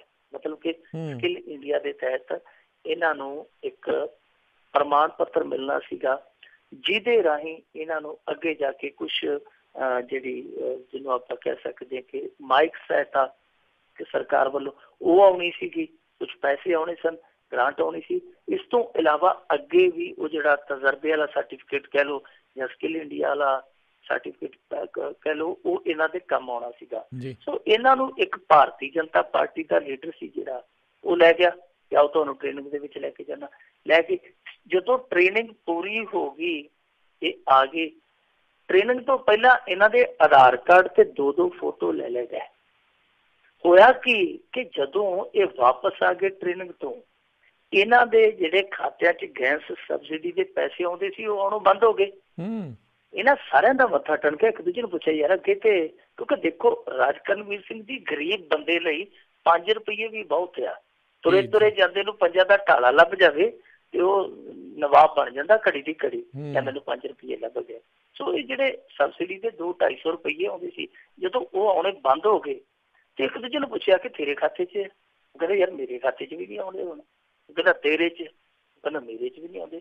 ਉਹ ਕਹਿੰਦੇ ਕਮਾਲ ਦੀ ਗੱਲ ਹੈ, ਪਤਾ ਤੇ ਕਰੀਏ, ਬੈਂਕ ਦੇ ਵਿੱਚ ਜਾ ਕੇ ਇਹ ਤੇ ਪੁੱਛੀਏ ਕਿ ਸਬਸਿਡੀ ਦੇ ਪੈਸੇ ਆਖਰ ਜਾਂਦੇ ਤੇ ਜਾਂਦੇ ਕਿਹੜੀ ਪਾਈਪਲਾਈਨ 'ਚ ਆ। ਉੱਥੇ ਜਾ ਕੇ ਜਦੋਂ ਬੈਂਕ ਵਾਲੇ ਨੂੰ ਪੁੱਛਿਆ, ਉਹ ਕਹਿੰਦੇ ਭਲੇ ਮਾਨਸੋ ਤੁਹਾਡਾ ਇੱਕ ਅਕਾਊਂਟ ਝਾਰਖੰਡ ਦੇ ਵਿੱਚ ਖੁੱਲ ਗਿਆ, ਤੁਸੀਂ ਹੁਣ ਇੱਥੇ ਸਬਸਿਡੀ ਨਹੀਂ ਲੈ ਸਕਦੇ, ਤੁਹਾਡਾ ਅਕਾਊਂਟ ਹੈ ਜਿਹੜਾ ਉਹ ਸਟੇਟ ਦੇ ਵਿੱਚ ਖੁੱਲ ਚੁੱਕਾ ਹੈ, ਸਾਰਾ ਕੁਛ ਉੱਥੇ ਆਉਂਦਾ। ਉਹਨਾਂ ਨੂੰ ਜਦੋਂ ਇਹ ਪਤਾ ਲੱਗਿਆ ਕਿ ਭਲਾਈ ਦੇ ਵਿੱਚ ਸਾਡਾ ਬੈਂਕ ਅਕਾਊਂਟ ਚੱਲਦਾ ਪਿਆ, ਉਹਨਾਂ ਨੇ ਭੱਜ ਕੇ ਜਾ ਕੇ ਉੱਥੋਂ ਦੇ ਬੈਂਕ ਅਕਾਊਂਟ ਦੀ ਡਿਟੇਲ ਕਢਵਾਈ। ਡਿਟੇਲ ਦੇ ਵਿੱਚ ਇਹ ਆਇਆ ਕਿ ਜਦੋਂ ਇਹਨਾਂ ਨੇ ਪ੍ਰਮਾਣ ਪੱਤਰ ਪ੍ਰਾਪਤ ਕੀਤੇ ਸਨ, ਮਤਲਬ ਟ੍ਰੇਨਿੰਗ ਸੀ ਜਿਹੜੀ ਉਹ ਪਾਸ ਕੀਤੀ ਸੀ, ਠੀਕ ਉਹ ਤੋਂ 2-4 ਦਿਨਾਂ ਬਾਅਦ ਇਹਨਾਂ ਦੇ ਖਾਤਿਆਂ 'ਚ 10-10 ਹਜ਼ਾਰ ਰੁਪਇਆ ਆਇਆ ਸੀ। ਔਰ ਕਮਾਲ ਦੀ ਗੱਲ ਆ ਕਿ ਉਹ ਜਿਵੇਂ ਹੀ ਆਇਆ ਨਾਲ ਦੀ ਨਾਲ ਉਹ ਨਿਕਲ ਗਿਆ। ਮਤਲਬ ਕਿ ਜਿਹੜਾ ਉਹ ਪੈਸਾ ਆਇਆ ਸੀ ਟ੍ਰੇਨਿੰਗ ਦਾ, ਉਹ ਉਸ ਖਾਤੇ ਦੀ ਨਵੇਂ ਖਾਤੇ ਜਿਹੜੇ ਖਲਵਾਏ ਔਰ ਬਹੁਤ ਦੂਰ ਸ਼ਹਾਦਰਾ ਤੋਂ ਜਾ ਕੇ ਖਲਵਾਏ, ਉਹਨਾਂ ਖਾਤਿਆਂ 'ਚੋਂ ਜਿਹੜੇ ਅਸਲੀ ਖਾਤਾ ਧਾਰਕ ਸਨ, ਇਹ ਤਾਂ ਵਿਚਾਰੇ ਨਕਲੀ ਬਣ ਕੇ ਰਹਿ ਗਏ ਨਾ, ਜਿਹੜੇ ਅਸਲੀ ਸੀ ਉਹਨਾਂ ਨੇ ਨਾਲ ਦੀ ਨਾਲ ਚੈੱਕ ਕਰ ਲਏ। ਇਹ ਉਸ ਲੀਡਰ ਕੋਲ ਗਏ, ਭਾਰਤੀ ਜਨਤਾ ਪਾਰਟੀ ਦਾ ਚੋਟੀ ਦਾ ਜਿਹੜਾ ਲੀਡਰ ਸੀ, ਕਿ ਲੀਡਰ ਸਾਹਿਬ ਤੁਸੀਂ ਸਾਨੂੰ ਚੰਗੀ ਟ੍ਰੇਨਿੰਗ ਦਵਾਈ ਆ, ਸਾਨੂੰ ਤਾਂ ਜਿਹੜੀ ਸਬਸਿਡੀ ਆਉਂਦੀ ਸੀ ਉਹਦੇ ਤੋਂ ਵੀ ਤੁਸੀਂ ਸਾਨੂੰ ਸਖਣੇ ਕਰਤਾ, ਜਿਹੜੇ 10-10 ਹਜ਼ਾਰ ਰੁਪਇਆ ਆਏ ਸੀਗੇ ਉਹ ਵੀ ਸਾਡੇ ਕਿਸੇ ਨੇ ਕਢਾ ਲਿਓ। ਕਹਿੰਦਾ ਤੁਸੀਂ ਨਿਕਲ ਜਾਓ ਤੇ ਜੁੱਤੀਆਂ ਨਾ ਖਾਓ। ਉਹਨਾਂ ਨੂੰ ਧੱਕਾ ਜਿਹੜੀ ਕਰਕੇ ਤੇ ਉੱਥੋਂ ਤੋੜ ਦਿੱਤਾ। ਫਿਰ ਉਹ ਰੋਂਦੇ ਕਰਲਾਉਂਦੇ ਮੀਡੀਆ ਕੋਲ ਆਏ। ਮੀਡੀਆ ਦੇ ਵਿੱਚ ਜਦੋਂ ਪਹੁੰਚੇ ਸਾਰਾ ਦੁੱਖ ਦਰਦ ਰੋਇਆ। ਹੁਣ ਉਹਨਾਂ ਲਈ ਡਿਪਾਰਟਮੈਂਟ ਅੱਗੇ ਆ ਕੇ ਸਹਾਇਤਾ ਕਰਦਾ ਪਿਆ, ਜਾਂਚ ਪੜਤਾਲ ਹੋ ਰਹੀ ਆ ਕਿ ਆਖਿਰ ਇਹਨਾਂ ਗਰੀਬਾਂ ਦੇ ਨਾਲ ਹੋਇਆ ਤੇ ਹੋਇਆ ਕੀ, ਔਰ ਕੀਤਾ ਕਿਸੇ ਨੇ ਤੇ ਕਿਹਨੇ ਕੀਤਾ। ਜੋ ਕੀਤਾ ਤੇ ਬਹੁਤ ਬੁਰਾ ਕੀਤਾ। ਪਰ ਇਹ ਇਸ ਤਰ੍ਹਾਂ ਦੀ ਇੱਕ ਯੋਜਨਾ ਨਹੀਂ ਰਾਜ ਕਰਨਵੀਰ ਸਿੰਘ ਜੀ, ਜਿਹੜੀਆਂ ਸਰਕਾਰੀ ਯੋਜਨਾਵਾਂ ਚਲਾਈਆਂ ਨੇ ਨਰਿੰਦਰ ਮੋਦੀ ਸਰਕਾਰ ਨੇ, ਦਰਜਨ ਤੋਂ ਜ਼ਿਆਦਾ ਨੇ ਤਕਰੀਬਨ ਹੈ। ਵੈਸੇ ਸਮਾਜ ਭਲਾਈ ਸਕੀਮਾਂ ਨੇ, ਅਸੀਂ ਸਵਾਗਤ ਕਰਦੇ ਹਾਂ ਇਸ ਤਰ੍ਹਾਂ ਦੀਆਂ ਸਕੀਮਾਂ ਦਾ। ਉਹਨਾਂ ਸਕੀਮਾਂ ਦੇ ਵਿੱਚੋਂ ਬਹੁਤ ਸਾਰੀਆਂ ਸਕੀਮਾਂ ਦੇ ਪੈਰਲਰ ਯਾਨੀ ਸਮਾਂਤਰ ਹੋਰ ਸਕੀਮਾਂ, ਫਰਜ਼ੀ ਸਕੀਮਾਂ ਬਹੁਤ ਚੱਲਦੀਆਂ ਨੇ। ਪੰਜਾਬ ਦੇ ਵਿੱਚੋਂ ਇੱਕ ਸਕੀਮ ਫੜੀ ਗਈ, ਜਿਵੇਂ ਪ੍ਰਧਾਨ ਮੰਤਰੀ ਆਵਾਸ ਯੋਜਨਾ, ਜਿਹਦੇ 'ਚ ਬੇਘਰਿਆਂ ਨੂੰ ਘਰ ਦੇਣੇ ਆ। ਇੱਥੋਂ ਦੇ ਕੁਛ ਬਿਲਡਰਾਂ ਨੇ ਉਹਦੇ ਸਮਾਂਤਰ ਕਿ ਇਹ ਜੀ ਸਰਕਾਰੀ ਯੋਜਨਾ ਹੈ, ਇਹਦੇ 'ਚ ਤੁਹਾਨੂੰ ਫਲੈਟ ਦੇਵਾਂਗੇ, ਇਹਦੇ 'ਚ ਤੁਹਾਨੂੰ ਆਹ ਅਪਾਰਟਮੈਂਟ ਦੇਵਾਂਗੇ, ਇਹਦੇ 'ਚ ਤੁਹਾਨੂੰ 2 ਕਮਰਿਆਂ ਦੇ ਆਹ ਘਰ ਦੇਵਾਂਗੇ। ਬਹੁਤ ਸਾਰੇ ਬਿਲਡਰਸ ਨੇ ਉਸ ਯੋਜਨਾ ਦੇ ਨਾਮ ਤੇ ਇੱਥੇ ਬੁਕਿੰਗ ਕੀਤੀ ਹੋਈ ਹੈ। ਔਰ ਇੱਕ ਅਖਬਾਰ ਨੇ ਬਹੁਤ ਵੱਡੀ ਉਹ ਰਿਪੋਰਟ, ਬਹੁਤ ਵੱਡੀ ਸਟੋਰੀ ਸ਼ਾਇਆ ਵੀ ਕੀਤੀ ਹੈ ਕਿ ਕਿਸ ਤਰੀਕੇ ਦੇ ਨਾਲ ਜਿਹੜੇ ਕਲੋਨਾਈਜ਼ਰ ਆ ਉਹਨਾਂ ਨੇ ਇਸ ਸਰਕਾਰੀ ਯੋਜਨਾ ਦਾ ਫਾਇਦਾ ਚੁੱਕਿਆ। ਉਸ ਸਰਕਾਰੀ ਯੋਜਨਾ ਦਾ ਅਸਲੀ ਜਿਹੜੇ ਲਾਭਪਾਤਰੀ ਹੈ ਉਹ ਤੇ ਪਤਾ ਨਹੀਂ ਕਦੋਂ ਫਾਇਦਾ ਚੁੱਕਣਗੇ, ਪਰ ਇਸ ਤਰ੍ਹਾਂ ਦੇ ਬਿਲਡਰ, ਇਸ ਤਰ੍ਹਾਂ ਦੇ ਠੱਗ ਆ ਜਿਹੜੇ ਉਹ ਬਿਲਕੁਲ ਫਾਇਦਾ ਚੁੱਕਦੇ ਪਏ ਆ। ਇਹਨਾਂ ਨੂੰ ਇਸ ਤਰ੍ਹਾਂ ਰੋਕਣ ਦੀ ਜ਼ਰੂਰਤ ਆ, ਕਿਉਂਕਿ ਜੇ ਆਉਣ ਵਾਲੇ ਦਿਨਾਂ 'ਚ ਇਹੋ ਕੰਮ ਚੱਲਦਾ ਰਿਹਾ ਤੇ ਫਿਰ ਲੋਕੀ ਕਹਿਣਗੇ ਕਿ ਇਹ ਤੇ ਸਾਡੇ ਨਾਲ ਉਹ ਹੋਈ ਆ, ਜਿਵੇਂ ਆਂਦੇ ਹੁੰਦੇ ਨਾ ਕਿ ਭੱਟ ਪਿਆ ਸੋਨਾ ਜਿਹੜਾ ਕੰਨਾਂ ਨੂੰ ਖਾਵੇ। ਸਾਨੂੰ ਇਹੋ ਜਿਹੀ ਸਕੀਮ ਦੇ ਨਾਲੋਂ ਬੇਸਕੀਮੇ ਰਹਿਣਾ ਚੰਗਾ ਕਿ ਜੇ ਅਸੀਂ ਸਕੀਮ 'ਚ ਸ਼ਾਮਲ ਹੁੰਦੇ ਆ ਤੇ ਜੋ ਸਾਡੇ ਕੋਲ ਛੱਡੀ ਪੂਣੀ ਹੁੰਦੀ ਆ ਉਹ ਵੀ ਹੁੰਜ ਕੇ ਲੈ ਜਾਂਦੇ ਆ। ਜੀ ਅਗਲੀ ਆਪਾਂ ਮਿੰਟੂ ਜੀ ਗੱਲ ਕਰੀਏ ਵੀ ਪੰਜਾਬ ਦੀ ਕੈਪਟਨ ਸਰਕਾਰ ਦੀ ਕੈਬਨਿਟ ਦੇ ਬਜਟ ਸੈਸ਼ਨ ਤੋਂ ਇੱਕ ਦਿਨ ਪਹਿਲਾਂ ਕੁਝ ਅਹਿਮ ਫੈਸਲੇ ਲਏ ਨੇ। ਦੇਖੋ ਰਾਜ ਕਰਨਵੀਰ ਸਿੰਘ ਜੀ, ਕੱਲ ਨੂੰ ਇਹਨਾਂ ਦਾ ਬਜਟ ਸੈਸ਼ਨ ਸ਼ੁਰੂ ਹੋਣਾ ਜੀ। ਅੱਜ ਕੈਬਨਿਟ ਦੀ ਮੀਟਿੰਗ ਸੀ, ਕੈਬਨਿਟ ਦੀ ਵੀ ਮੀਟਿੰਗ ਸੀ। ਦੂਸਰਾ ਕਿ ਜਿਹੜੇ ਇਹਨਾਂ ਦੇ ਸਾਰੇ ਵਿਧਾਇਕ ਦਲ ਦੇ ਆਗੂ ਆ ਉਹ ਵੀ ਸ਼ਾਮਲ ਹੋਏ, ਵਿਧਾਇਕਾਂ ਦੀ ਵੀ ਮੀਟਿੰਗ ਸੀ। ਰਣਨੀਤੀ ਉਲੀਕੀ ਗਈ ਆ, ਜਿਵੇਂ ਕ੍ਰਿਕਟ ਮੈਚ ਜਾਂ ਕਬੱਡੀ ਮੈਚ ਤੋਂ ਕੁਝ ਸਮਾਂ ਪਹਿਲਾਂ ਖਿਡਾਰੀ ਇਕਜੁੱਟ ਹੁੰਦੇ ਆ ਬਿਲਕੁਲ ਖਾਲੀ ਥਾਂ ਤੇ, ਜਿੱਥੇ ਕੋਈ ਵੀ ਨਾ ਸੁਣਦਾ ਹੋਵੇ। ਵੈਸੇ ਕਹਿੰਦੇ ਆ ਕਿ ਕੰਧਾਂ ਨੂੰ ਵੀ ਕੰਨ ਹੁੰਦੇ ਆ, ਪਰ ਉਹ ਕਿਸੇ ਕੰਧ ਦੇ ਉਹਲੇ ਹੋ ਕੇ ਸਾਰੀ ਰਣਨੀਤੀ ਉਲੀਕਦੇ ਆ ਕਿ ਕਿਵੇਂ ਖੇਡਣਾ, ਕਿਵੇਂ ਨਹੀਂ ਖੇਡਣਾ, ਕਿਵੇਂ ਫਲਾਣੇ ਨੂੰ ਰੋਕਣਾ, ਕਿਵੇਂ ਫਲਾਣੇ ਨੇ ਖੇਡਣਾ। ਸਾਰੀ ਰਣਨੀਤੀ ਤੈਅ ਹੁੰਦੀ ਹੈ। ਇਸੇ ਤਰੀਕੇ ਦੀ ਤਿੰਨਾਂ ਪਾਰਟੀਆਂ ਨੇ ਅੱਜ ਐਕਸਰਸਾਈਜ਼ ਕੀਤੀ ਹੈ। ਤਿੰਨਾਂ ਪਾਰਟੀਆਂ ਨੇ ਆਪੋ ਆਪਣੀਆਂ ਟੀਮਾਂ ਦਾ ਜ਼ੋਰ ਜੋਇਆ ਕਿ ਕਿਹੜੇ ਖਿਡਾਰੀ ਦੀ ਕਿਹੜੀ ਕਮੀ ਹੈ, ਕਿਹੜੇ ਖਿਡਾਰੀ ਦੀ ਕਿਹੜੀ ਤਾਕਤ ਹੈ, ਕਿਵੇਂ ਦੂਜਿਆਂ ਨੂੰ ਘੇਰਨਾ, ਕਿਵੇਂ ਅਸੀਂ ਕੌਡੀ ਪਾਉਣੀ, ਸਭ ਕੁਛ ਅੱਜ ਤੈਅ ਹੋਇਆ। ਔਰ ਇਸੇ ਦੌਰਾਨ ਹੀ ਕੈਬਨਿਟ ਦੀ ਮੀਟਿੰਗ ਹੋਈ। ਕੈਬਨਿਟ ਦੀ ਮੀਟਿੰਗ ਦੇ ਵਿੱਚ ਕੁਝ ਫੈਸਲੇ ਆਏ ਆ, ਉਹ ਮੈਂ ਤੁਹਾਡੀ ਨਜ਼ਰ ਕਰ ਦੇਵਾਂ। ਪਹਿਲਾ ਤੇ ਅਹਿਮ ਜਿਹੜਾ ਇਹਨਾਂ ਨੇ ਫੈਸਲਾ ਲਿਆ ਉਹ ਲਿਆ ਕਿ ਜਿਹੜਾ ਸਥਾਨਕ ਸਰਕਾਰਾਂ ਦੇ ਵਿੱਚ ਸਥਾਨਕ ਸਰਕਾਰਾਂ ਦਾ ਭਾਵ ਇਹ ਹੁੰਦਾ ਜੋ ਨਗਰ ਕੌਂਸਲਾਂ ਨਿਗਮ ਆ ਗਏ, ਇਹ ਜਿਹੜੀਆਂ ਚੋਣਾਂ ਹੁੰਦੀਆਂ ਇਹਨਾਂ ਦੇ ਵਿੱਚ ਔਰ ਪੰਚਾਇਤੀ ਚੋਣਾਂ ਦੇ ਵਿੱਚ ਔਰਤਾਂ ਲਈ 50% ਰਾਖਵਾਂਕਰਨ ਹੋਏਗਾ। ਮਤਲਬ ਕਿ ਅੱਧੀਆਂ ਸੀਟਾਂ ਔਰਤਾਂ ਲਈ ਰਾਖਵੀਆਂ ਹੋਣਗੀਆਂ, ਚਾਹੇ ਉਹ ਪੰਚਾਇਤਾਂ ਦੀ ਚੋਣ ਹੋਵੇ, ਚਾਹੇ ਉਹ ਸਥਾਨਕ ਸਰਕਾਰਾਂ ਦੀ ਚੋਣ ਹੋਵੇ। ਦੂਸਰਾ ਇਹਨਾਂ ਨੇ ਫੈਸਲਾ ਕੀਤਾ ਕਿ ਮੈਗਾ ਫੂਡ ਪਾਰਕਾਂ ਨੂੰ ਪੰਜਾਬ ਦੇ apartment and property regulation act 1995 ਪਾਪਰਾ ਦੀ ਧਾਰਾ 44 ਉਪਬੰਧ 2 ਦੇ ਉਪਬੰਧਾਂ ਤੋਂ ਛੋਟ ਦੇਣ ਦਾ ਫੈਸਲਾ ਕੀਤਾ ਗਿਆ। ਮਤਲਬ ਕਿ ਮੈਗਾ ਫੂਡ ਪਾਰਕ ਜਿਹੜੇ ਆ ਉਹ ਬਹੁਤ ਆਸਾਨੀ ਨਾਲ ਪੰਜਾਬ ਦੇ ਵਿੱਚ ਖੋਲ੍ਹੇ ਜਾ ਸਕਦੇ ਆ। ਇਹ ਮੇਰੇ ਖਿਆਲ ਦੇ ਨਾਲ ਇਸ ਕਰਕੇ ਫੈਸਲਾ ਲਿਆ ਗਿਆ ਕਿਉਂਕਿ ਆਉਣ ਵਾਲੇ ਦਿਨਾਂ 'ਚ ਅੰਬਾਨੀ ਵਰਗੇ ਜਿਹੜੇ ਉਹ ਇੱਥੇ ਆਪਣੇ ਪ੍ਰੋਜੈਕਟ ਜਿਹੜੇ ਸਥਾਪਿਤ ਕਰ ਸਕਦੇ ਆ। ਤੀਜਾ, ਖਾਲਸਾ ਯੂਨੀਵਰਸਿਟੀ ਬੜਾ ਚਰਚਿਤ ਵਿਸ਼ਾ ਸੀ। ਖਾਲਸਾ ਯੂਨੀਵਰਸਿਟੀ ਦੀ ਜਿਹੜੀ ਉਹਨਾਂ ਨੇ ਬਣਾਈ ਸੀਗੀ ਬਣਤਰ, ਉਸ ਬਣਤਰ ਨੂੰ ਸਾਰੀ ਨੂੰ ਇਹਨਾਂ ਨੇ ਰੱਦ ਕਰ ਦਿੱਤਾ ਸੀਗਾ। ਉਸ ਆਰਡੀਨੈਂਸ ਦੇ ਰੱਦ ਕਰਨ ਤੇ ਇਹਨਾਂ ਨੇ ਮੋਹਰ ਲਾ ਦਿੱਤੀ। ਤੀਜਾ ਸਭ ਤੋਂ ਵੱਡਾ ਫੈਸਲਾ ਸੀ। ਚੌਥਾ ਕਿ GST ਬਿੱਲ ਦੇ ਬਾਰੇ ਪੰਜਾਬ ਰਹਿੰਦਾ ਸੀ ਕਿਉਂਕਿ GST ਲਾਗੂ ਹੋਣ ਜਾ ਰਿਹਾ। ਤੁਹਾਨੂੰ ਸਾਰਿਆਂ ਨੂੰ ਪਤਾ ਇੱਕ ਬਹੁਤ ਆਰਥਿਕ ਖੇਤਰ ਦੇ ਵਿੱਚ ਕ੍ਰਾਂਤੀਕਾਰੀ ਕਦਮ ਸਮਝਿਆ ਜਾ ਰਿਹਾ।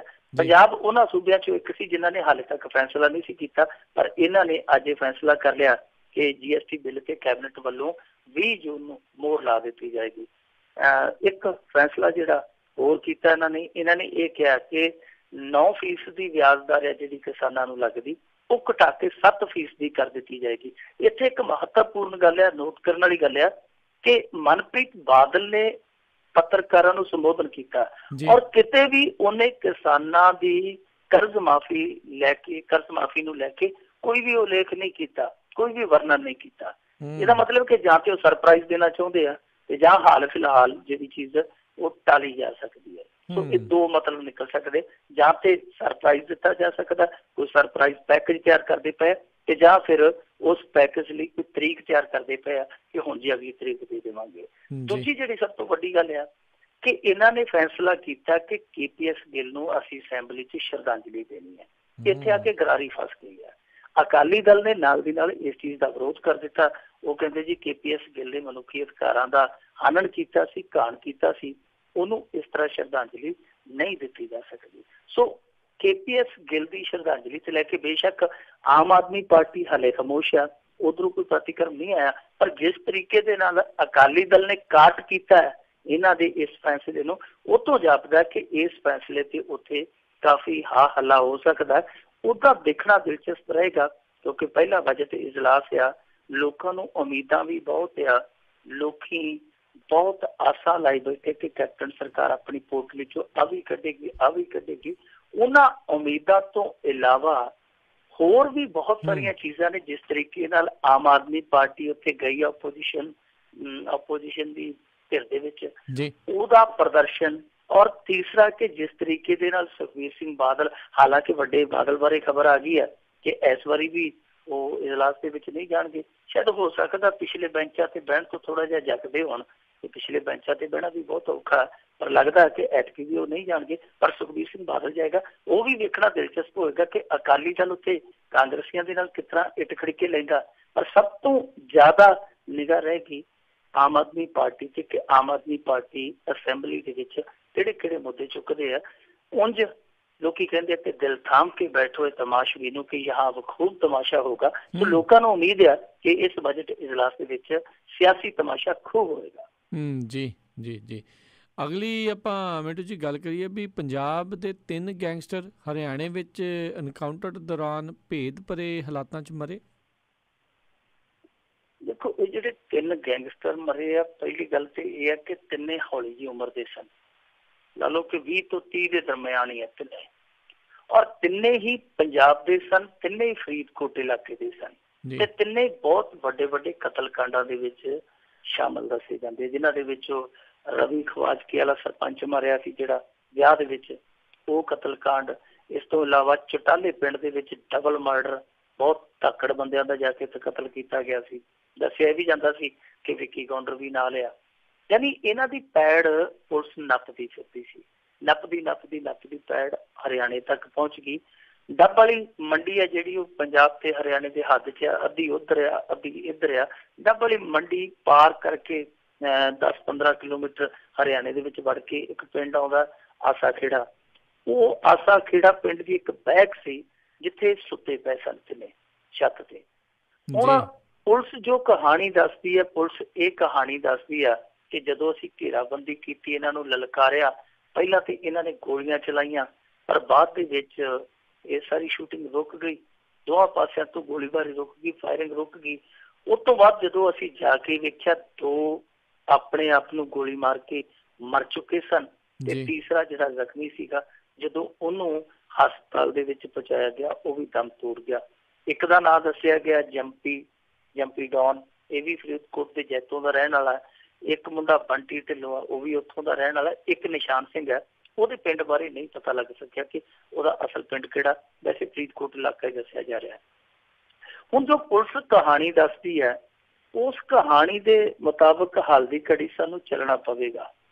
ਪਰ ਸਭ ਤੋਂ ਵੱਡੀ ਗੱਲ ਇਹ ਆ ਕਿ ਜਿਹੜੇ ਘਰ ਦੇ ਵਿੱਚ ਇਹ ਸਭ ਕੁਝ ਹੋਇਆ, ਜਿੰਨਾ ਚਿਰ ਉਹ ਘਰ ਦੇ ਮਾਲਕ ਸਾਹਮਣੇ ਆ ਕੇ ਇਸ ਕਹਾਣੀ ਤੇ ਮੋਹਰ ਨਹੀਂ ਲਾਉਂਦੇ, ਉਹਨਾਂ ਚਿਰ ਇਸ ਕਹਾਣੀ ਤੇ ਵਕਤੀ ਤੌਰ ਤੇ ਇਤਬਾਰ ਕੀਤਾ ਜਾ ਸਕਦਾ, ਪਰ ਪੱਕੇ ਤੌਰ ਤੇ ਹਾਲੇ ਕੁਝ ਨਹੀਂ ਕਿਹਾ ਜਾ ਸਕਦਾ ਕਿ ਇਸ ਕਹਾਣੀ 'ਚ ਕੀ ਮੋੜ ਆਵੇ। ਕਿਉਂਕਿ ਆਮ ਤੌਰ ਤੇ ਅਸੀਂ ਗੈਂਗਸਟਰ ਵੇਖੇ ਆ, ਇਸ ਤਰ੍ਹਾਂ ਦਾ ਕੰਮ ਕਦੇ ਨਹੀਂ ਕੀਤਾ ਗੈਂਗਸਟਰਾਂ ਨੇ ਕਿ ਉਹ ਆਪਣੇ ਆਪ ਨੂੰ ਗੋਲੀ ਮਾਰ ਲੈਣ ਜਾਂ ਜ਼ਹਿਰ ਖਾ ਲੈਣ। ਕਿਉਂਕਿ ਇਹਦੇ ਵਿੱਚ ਪਹਿਲਾਂ ਜਿਹੜੀ ਕਹਾਣੀ ਨਿਕਲ ਕੇ ਆਈ ਸੀ, ਅਫਵਾਹ ਇਹ ਉਡਾਈ ਗਈ ਸੀਗੀ ਕਿ ਇਹਨਾਂ ਨੇ ਜ਼ਹਿਰ ਖਾ ਕੇ ਆਤਮ ਹੱਤਿਆ ਕੀਤੀ, ਪਰ ਬਾਅਦ ਦੇ ਵਿੱਚ ਕਹਿੰਦੇ ਕਿ ਗੋਲੀ ਮਾਰ ਕੇ ਇੱਕ ਦੂਜੇ ਨੂੰ ਇਹਨਾਂ ਨੇ ਮਾਰਿਆ। ਹੁਣ ਅਸਲ ਕਹਾਣੀ ਕੀ ਹੈ? ਅਸਲ ਕਹਾਣੀ ਉਦੋਂ ਹੀ ਸਾਹਮਣੇ ਆਏਗੀ ਜਦੋਂ ਉਸ ਕਹਾਣੀ ਦਾ ਮਾਲਕ ਮਾਂ ਤੇ ਬੇਟਾ ਦੋਵੇਂ ਬਾਹਰ ਆਉਣਗੇ। ਹਾਲ ਦੀ ਘੜੀ ਪੁਲਿਸ ਨੇ ਉਹਨਾਂ ਨੂੰ ਕਿਸੇ ਅਣਦੱਸੀ ਥਾਂ ਤੇ ਡਿਟੇਨ ਕੀਤਾ ਹੋਇਆ, ਗ੍ਰਿਫਤਾਰ ਕੀਤਾ ਹੋਇਆ। ਜੀ ਜੀ ਜੀ। ਅਗਲੀ ਆਪਾਂ ਮਿੰਟੂ ਜੀ ਗੱਲ ਕਰੀਏ ਵੀ ਸੇਵਾ ਕੇਂਦਰ ਪੰਜਾਬ ਦੇ ਸਿਰ ਦਾ ਬੋਝ ਬਣੇ ਆ। ਦੇਖੋ, ਜਿਹੜੇ ਸੇਵਾ ਕੇਂਦਰ ਬਣਾਏ ਸਨ ਰਾਜ ਕਰਨਵੀਰ ਸਿੰਘ ਜੀ, ਇਹ ਕੁੱਲ 2122 ਸਨ ਪੰਜਾਬ ਦੇ ਵਿੱਚ ਜੀ। 2122 ਸੇਵਾ ਕੇਂਦਰ ਸੀਗੇ, ਪਰ ਇਹ ਸੇਵਾ ਕੇਂਦਰ ਕੋਈ ਜ਼ਰੂਰੀ ਨਹੀਂ ਸਨ। ਬਹੁਤ ਕੁਛ ਅੱਗੇ ਇਸ ਤਰ੍ਹਾਂ ਦਾ ਚੱਲਦਾ ਪਿਆ ਸੀਗਾ, ਸਾਰਾ ਕੁਛ ਹੋ ਹੀ ਜਾਂਦਾ ਸੀਗਾ।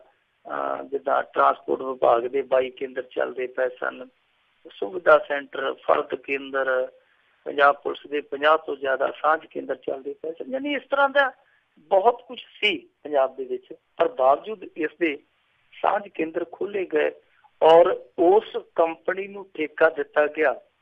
ਦੱਸਦੇ ਆ ਕਿ ਜਿਹਦੇ 'ਚ ਇੱਕ ਬਹੁਤ ਵੱਡਾ ਨਾਮੀ ਬੰਦਾ, ਵੈਸੇ ਕੰਪਨੀ ਵਿਦੇਸ਼ੀ ਆ, ਬੰਦਾ ਉਹ ਦੇਸੀ ਆ, ਅਤੇ ਉਹਦੇ ਹੱਥ ਰਲੇ ਸਨ। ਇਹ ਵੀ ਹੋ ਸਕਦਾ ਕੱਲ ਨੂੰ ਜਿਵੇਂ ਉਹ ਭਲਵਾਨ ਫੜਿਆ ਤੇ ਸਾਰਾ ਕੁਛ ਹੀ ਆਪਣਾ, ਘਰ ਦੀ ਗੱਡੀ, ਗੰਢਾ ਸਿੰਘ ਡਰਾਈਵਰ, ਸਾਰਾ ਕੁਛ ਹੀ ਆਪਣਾ ਨਿਕਲ ਆਵੇ, ਕੰਪਨੀ ਵੀ ਤੇ ਕੰਪਨੀ ਦੇ ਮਾਲਕ ਵੀ ਆਪ ਹੀ ਨਿਕਲ ਆਉਣ। ਦੱਸਦੇ ਕਿ ਉਸ ਬੰਦੇ ਦਾ ਇੰਟਰਸਟ ਬਹੁਤ ਰਿਹਾ। ਉਹ ਨਾਮੀ ਬੰਦਾ ਕੌਣ ਆ? ਹੌਲੀ ਹੌਲੀ ਪਰਤ ਉਹਦੇ ਤੋਂ ਵੀ ਖੁੱਲ ਜਾਏਗੀ। ਦੂਸਰੀ ਗੱਲ ਇਹ ਆ ਕਿ ਜਿਹੜਾ ਇਹ ਢਾਂਚਾ ਇਹਨਾਂ ਨੇ ਖੜਾ ਕੀਤਾ ਗਿਆ ਇਹਨਾਂ ਵੱਲੋਂ ਸੇਵਾ ਕੇਂਦਰਾਂ ਦਾ, ਇਹ ਢਾਂਚਾ ਇਹਨਾਂ ਕਾਹਲੀ 'ਚ ਖੜਾ ਕੀਤਾ ਗਿਆ। ਰਾਜ ਕਰਨਵੀਰ ਸਿੰਘ ਜੀ ਇਹਨਾਂ ਦੇ ਉਦਘਾਟਨ ਤੱਕ ਹੋ ਗਏ, ਪਰ ਕਮਾਲ ਦੀ ਗੱਲ ਹੈ ਕਿ ਹਾਲੇ ਤੱਕ ਇਹਨਾਂ ਦੀ ਮਸ਼ੀਨਰੀ ਕੰਪਿਊਟਰਾਈਜ਼ ਨਹੀਂ ਸੀ ਹੋਈ, ਪਰ ਬਾਵਜੂਦ ਇਸ ਤੇ ਕਾਹਲੀ 'ਚ, ਕਿਉਂਕਿ ਇਲੈਕਸ਼ਨ ਸਨ, ਇਹਨਾਂ ਨੇ ਦਵਾ ਦਵ ਉਦਘਾਟਨ ਕਰਨੇ ਸ਼ੁਰੂ ਕਰ ਦਿੱਤੇ।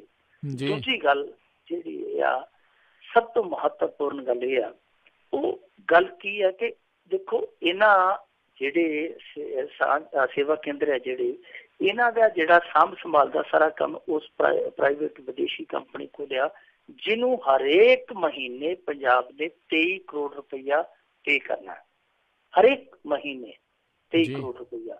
ਔਰ ਕਮਾਲ ਦੀ ਗੱਲ ਇਹ ਆ ਕਿ ਜਿਹੜੀ ਇਹਨਾਂ ਸੇਵਾ ਕੇਂਦਰਾਂ ਦੀ ਆਮਦਨ ਆ, ਜੋ ਵਸੂਲੀ ਹੁੰਦੀ ਹੈ, ਉਹ ਆ ਮਹਿਜ਼ 3 ਕਰੋੜ ਦੀ। ਹੁਣ ਤੁਸੀਂ ਆਪ ਹੀ ਅੰਦਾਜ਼ਾ ਲਾ ਲਓ ਕਿ 20 ਕਰੋੜ ਦਾ ਟੀਕਾ ਪੰਜਾਬ ਨੂੰ ਪੱਕਾ ਮਹੀਨੇ ਬਾਅਦ ਲੱਗਣਾ ਹੀ ਲੱਗਣਾ ਇਹਨਾਂ ਸੇਵਾ ਕੇਂਦਰਾਂ ਦੇ ਵਿੱਚ।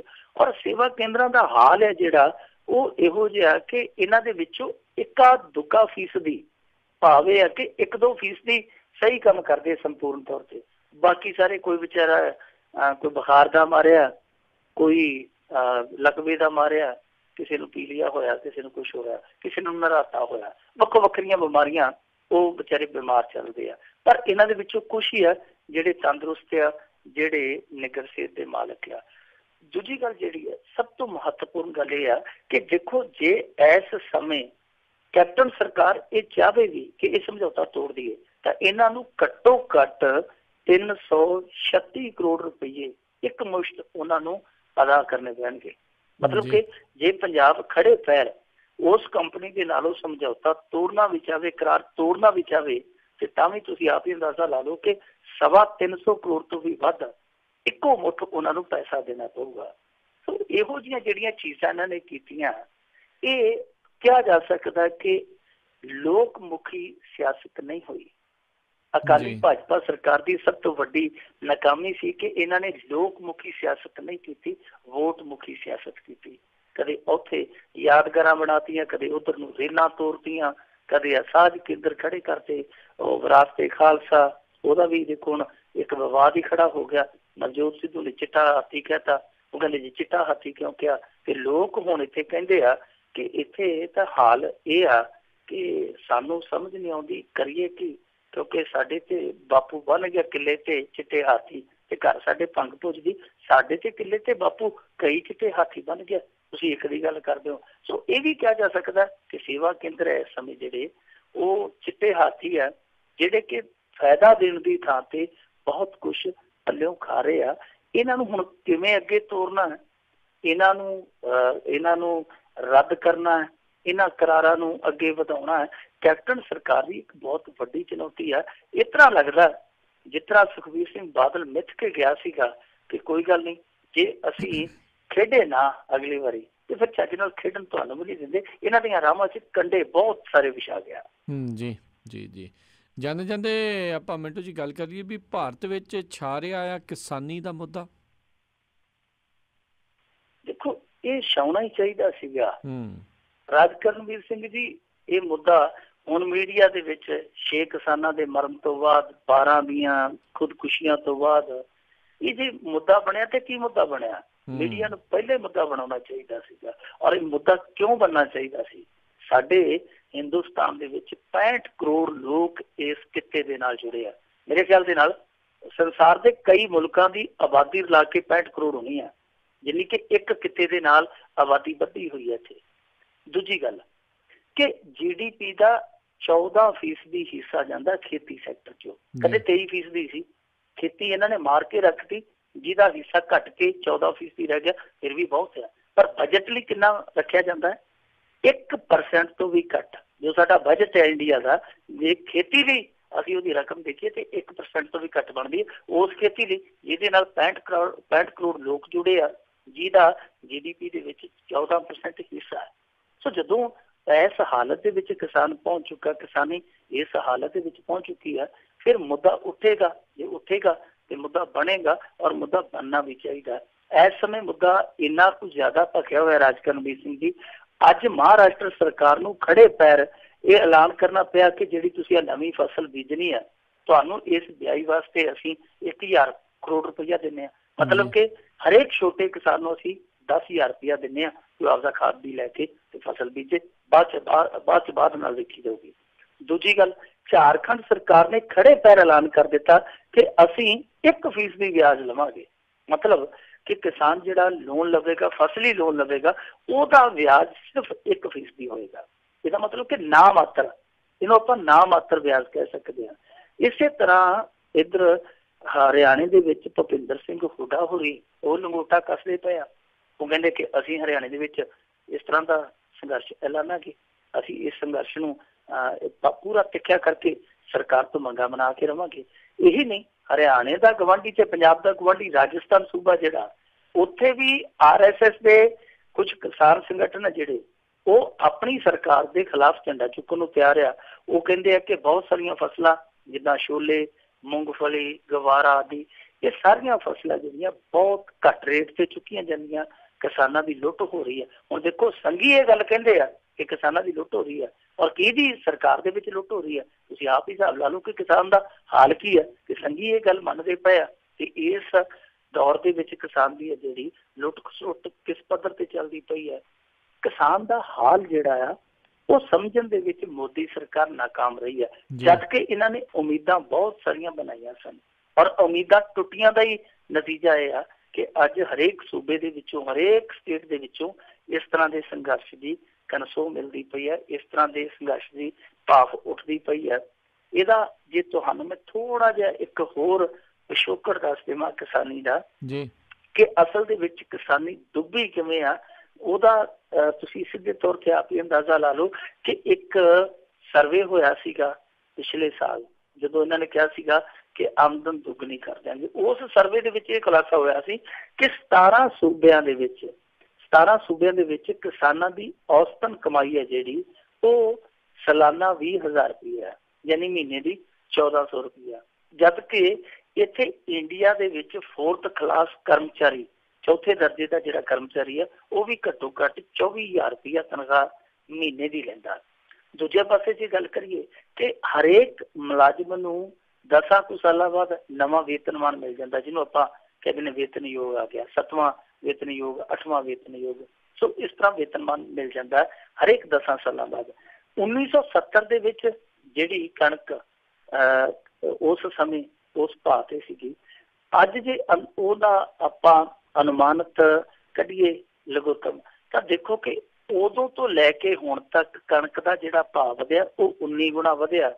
ਤੇ ਜੇ ਉਹਦੇ ਮੁਕਾਬਲੇ ਸਰਕਾਰੀ ਕਰਮਚਾਰੀਆਂ ਦੀ ਤਨਖਾਹ ਜਿਹੜੀ ਉਹ 150 ਗੁਣਾ ਵੱਧ ਗਈ ਹੈ।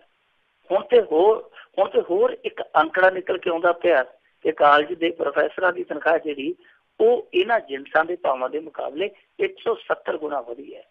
ਹੁਣ ਤੁਸੀਂ ਆਪ ਹੀ ਅੰਦਾਜ਼ਾ ਲਾ ਲਓ, ਇਹ ਕਹਿੰਦੇ ਕਿ 2022 ਤੱਕ ਅਸੀਂ ਕਿਸਾਨ ਦੀ ਔਸਤ ਆਮਦਨ ਹੈ ਜਿਹੜੀ ਦੁੱਗਣੀ ਕਰ ਦੇਣੀ ਹੈ। ਮਤਲਬ ਕਿ ਜਿਹੜੀ ਆਮਦਨ 1700 ਰੁਪਈਏ ਦੇ ਕਰੀਬ ਆ, ਜੇ ਉਹ ਦੁੱਗਣੀ ਵੀ ਕਰ ਦੋਗੇ 2022 ਤੱਕ ਕਿੰਨੀ ਹੋ ਗਈ? 3400। ਤੇ ਉਦੋਂ ਤੱਕ ਮਹਿੰਗਾਈ ਕਿੱਥੇ ਚਲੀ ਜਾਏਗੀ?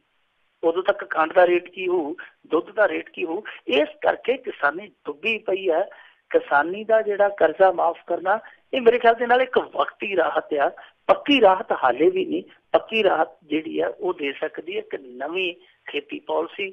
ਉਹਦੇ ਵੱਲ ਇਹ ਆਉਂਦੇ ਨਹੀਂ, ਕਿਉਂਕਿ ਅਰੁਣ ਜੇਤਲੀ ਨੇ ਤੇ ਕੱਲ ਸਿੱਧੇ ਤੌਰ ਤੇ ਸਾਫ਼ ਕਹਿਤਾ, ਉਹਨੇ ਤੇ ਹੱਥ ਚੜ੍ਹ ਕੇ ਆਖਤਾ ਉਹਨਾਂ ਕਿ ਸਾਡੇ ਵੱਲੋਂ ਤਾਂ ਉਮੀਦ ਨਾ ਰੱਖੋ, ਅਸੀਂ ਕੱਖ ਨਹੀਂ ਕਰਨਾ। ਸੋ ਉਧਰੋਂ ਉਮੀਦ ਲੱਥੀ ਪਈ ਆ, ਪਰ ਫਿਰ ਵੀ ਹੁਣ ਇਸ ਗੱਲ ਤੇ ਜਾ ਕੇ ਟੇਕ ਬੈਠੀ ਹੈ ਕਿਸਾਨਾਂ ਦੀ। ਉਹ ਟੇਕ ਇਹੀ ਹੈ ਕਿ ਸ਼ਾਇਦ ਰਾਜ ਸਰਕਾਰਾਂ ਜਿਹੜੀਆਂ ਘੱਟੋ ਘੱਟ ਵਕਤੀ ਤੌਰ ਤੇ ਕਰਜ਼ੇ ਦੀ ਰਾਹਤ ਦੇ ਦੇਣ ਕਿ ਥੋੜੀ ਜਿਹੀ ਕਿਸਾਨੀ ਦੀ ਜਿਹੜੀ ਬਦਹਾਲੀ ਹੈ ਉਸ ਬਦਹਾਲੀ ਨੂੰ ਥੋੜਾ ਜਿਹਾ ਠੁਮਣਾ ਮਿਲ ਜਾਵੇ ਤੇ ਬਦਹਾਲੀ ਖੁਸ਼ਹਾਲੀ 'ਚ ਬਦਲ ਜਾਵੇ। ਜੀ ਜੀ, ਤੇ ਬਹੁਤ ਬਹੁਤ ਮਿੰਟੂ ਜੀ ਤੁਹਾਡਾ ਧੰਨਵਾਦ, ਤੁਸੀਂ ਸਾਡੇ ਨਾਲ ਜੁੜੇ, ਇਹਨਾਂ ਖਬਰਾਂ ਦੇ ਬਾਰੇ ਸਾਨੂੰ ਵਿਸਤਾਰ ਜਾਣਕਾਰੀ ਦਿੱਤੀਆਂ। ਅਗਲੀ ਵਾਰ ਤੱਕ ਲਈ ਤੁਹਾਡਾ ਬਹੁਤ ਬਹੁਤ ਧੰਨਵਾਦ, ਮਿਹਰਬਾਨੀ, ਸਤਿ ਸ਼੍ਰੀ ਅਕਾਲ। ਸਤਿ ਸ਼੍ਰੀ ਅਕਾਲ। ਤੇ ਸਰੋਤਿਓ, ਇੱਥੇ ਹੀ ਸਾਡਾ ਅੱਜ ਦਾ ਇਹ ਪ੍ਰੋਗਰਾਮ ਖਬਰ ਤੇ ਨਜ਼ਰ ਉਹ ਵੀ ਹੁਣ ਸਮਾਪਤ ਹੈ। ਹੁਣ ਮੈਨੂੰ ਰਾਜਕਨਵੀਰ ਸਿੰਘ ਨੂੰ ਵੀ ਇਜਾਜ਼ਤ ਦਿਓ। ਮੇਰੇ ਵੱਲੋਂ ਵੀ ਤੁਹਾਨੂੰ ਸਾਰਿਆਂ ਨੂੰ ਬਹੁਤ ਪਿਆਰ ਸਤਿਕਾਰ ਸਹਿਤ ਦੋਨੋਂ ਜੋੜ ਕੇ ਨਿੱਘੀ ਜਿਹੀ ਸਤਿ ਸ਼੍ਰੀ ਅਕਾਲ। ਜਿਹਦੇ ਵਾਸਤੇ ਰਹੋ, ਹੱਸਦੇ ਖੇਲਦੇ ਰਹੋ ਤੇ ਸੁਣਦੇ ਰਹੋ।